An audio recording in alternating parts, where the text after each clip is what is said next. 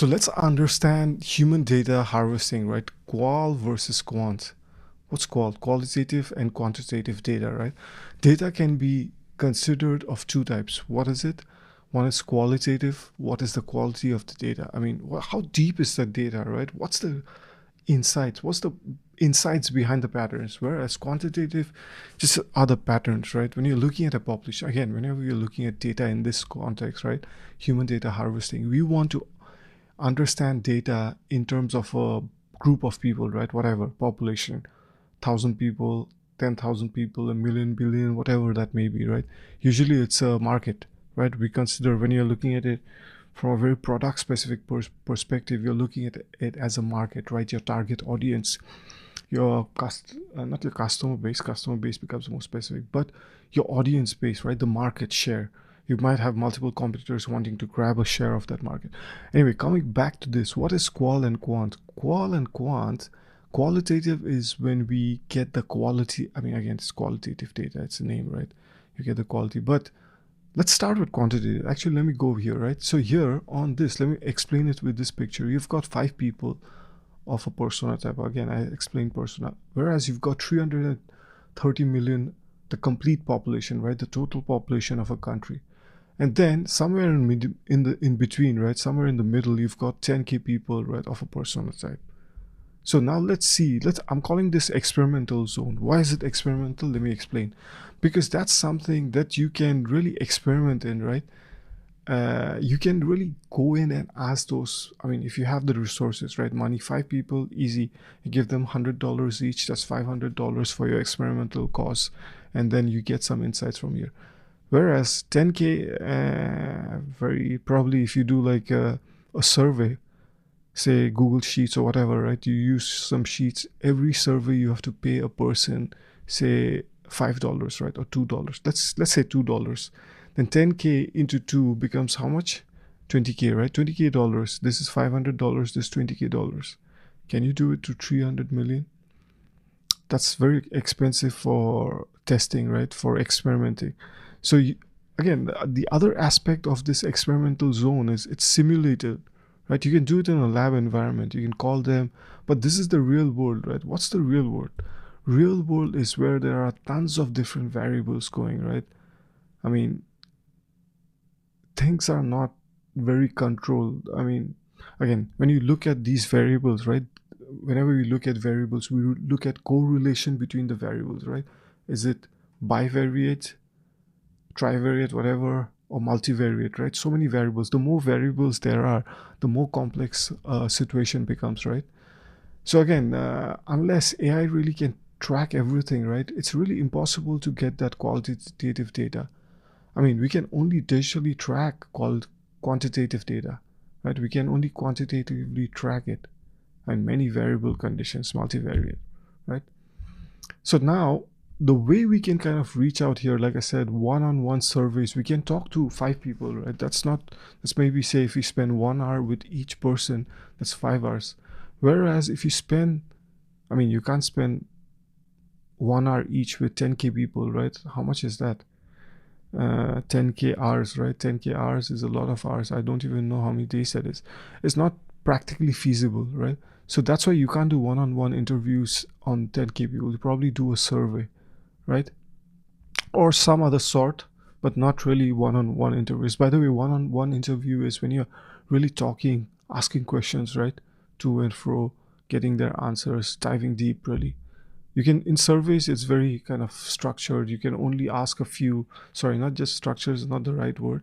You can ask only a few questions, right? You can't really deep dive.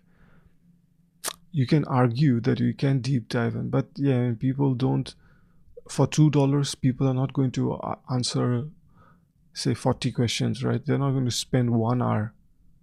The effort people are going to put, again, $2 you're paying to that agency, right? Google, for example, to conduct the survey, but the person who does the survey probably gets like 50 cents or something, right?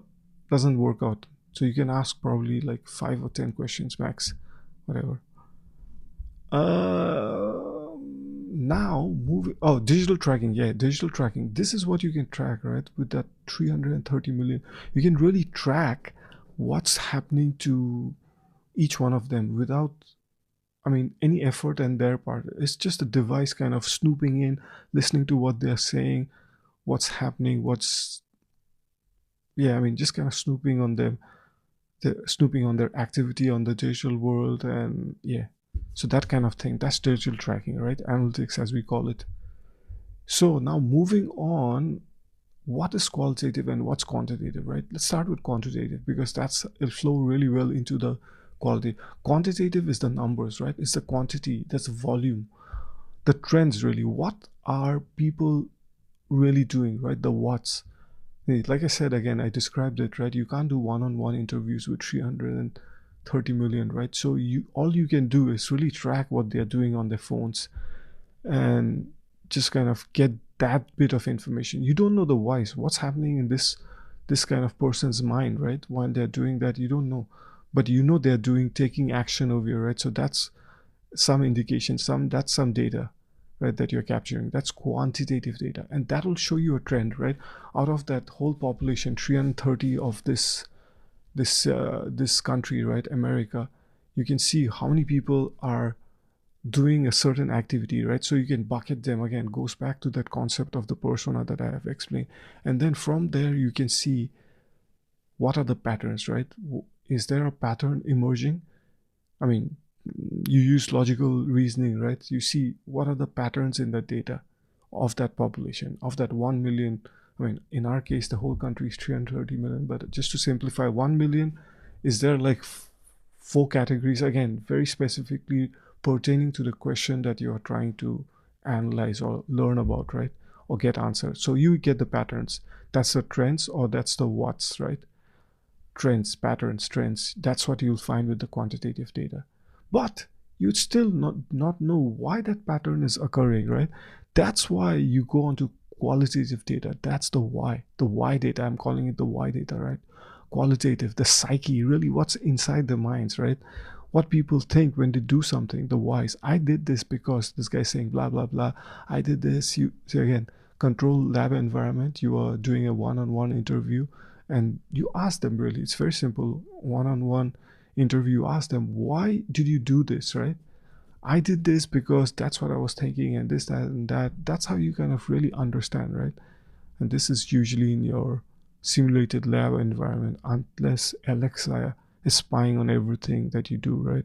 But yeah, at least Alexa cannot spy on what you're thinking, right? Tomorrow, Neuralink or whatever, any device that can really read into your thoughts, that's something you can probably get to. Anyway, I'm diverging here a bit, but yeah, once you incentivize people to tell the truth, right, the reasons, they will tell you. And that's the qualitative data. Qualitative. So again, quantitative, trends; qualitative, the reasons behind it, the psyche, the thought patterns, right? Again, like I said, qualitative is one-on-one interviews, and quantitative is via digital tracking. So again, I hope this video gave you some value. I really enjoyed doing this video because, yeah, I mean, I think it's very important to understand. Go ahead and watch this next video about saying versus doing. Thanks.